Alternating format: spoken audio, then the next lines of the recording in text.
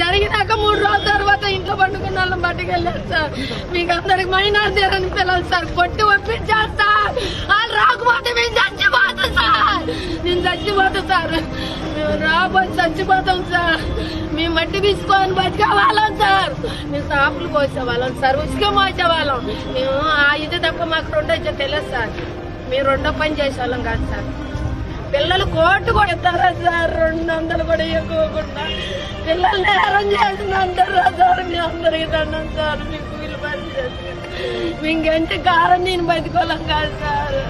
మమ్మల్ని ఎంత గేరి పెద్దది అడిగినా అన్నం లేదు సార్. మేము మంచి డాక్టర్ వాంతులు అయితే మీ అందరికి దండం సార్.